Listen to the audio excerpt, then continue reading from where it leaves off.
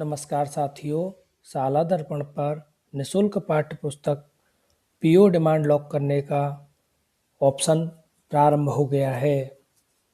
शाला दर्पण के माध्यम से निःशुल्क पाठ्य पुस्तकों की पीओ डिमांड कैसे करें, यह वीडियो इसमें आपकी सहायता करेगा।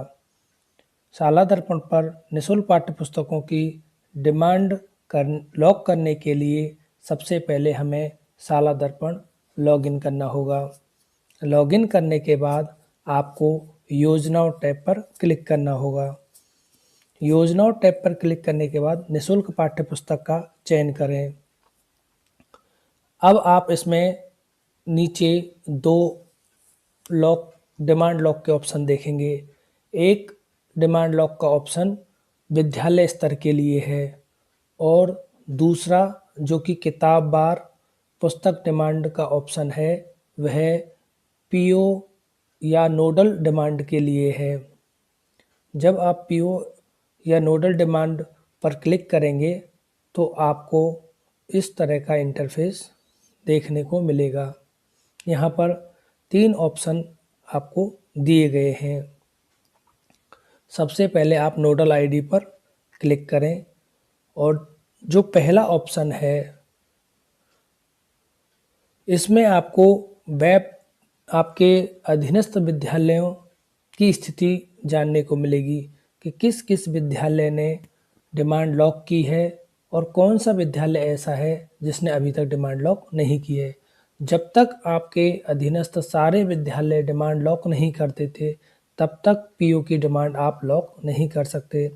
उसके बाद हम स्टेप 2 पर जाएंगे। यहाँ आप देखेंगे कि आपके अधीनस्थ जितने भी प्राइमरी स्कूल हैं उनकी कक्षा 5 का टोटल कक्षा 6 के लिए दिखेगा और तथा जितने भी अपर प्राइमरी यानी यूपीएस विद्यालय हैं उनकी कक्षा 8 का टोटल आपके विद्यालय की कक्षा 9 के लिए प्रदर्शित होगा। अगर आपके यहाँ तृतीय भाषा केवल एक चलती है तो इस नामांकन को जो भी तृतीय भाषा चलती है उस में दर्ज कर देवें। यदि आपके यहाँ 2 तृतीय भाषाएं चलती हैं जैसे संस्कृत और उर्दू चलती हैं तो यह दर्ज की गई संख्या आपके एनरोलमेंट के बराबर होनी चाहिए। यानी जैसा कि आप देख रहे हैं यहाँ टोटल एनरोलमेंट 8 है तो संस्कृत जैसे आप 6 फिल करते हैं और उर्दू 2 फिल करते हैं तो इस तरह 6 + 2 यानी टोटल 8 ही होना चाहिए, इससे ज़्यादा नहीं होना चाहिए। ठीक ऐसे ही कक्षा 9वीं के लिए जो आपके यूपीएस विद्यालयों का कक्षा 8 का नामांकन है जैसा कि यहाँ प्रदर्शित हो रहा है 52, तो जितनी भी आपके यहाँ तृतीय भाषा चलती है जैसे एक चलती है तो संस्कृत चलती है तो संस्कृत में आप 52 फिल कर देवें। यदि 2 चलती हैं तो आप देख लेवें कि कक्षा 8 में उर्दू के कितने छात्र हैं और संस्कृत के कितने। यदि आपको नहीं मालूम तो आप एक टेंटेटिव डाटा अनुपातिक जो डाटा है वो फिल कर देवें।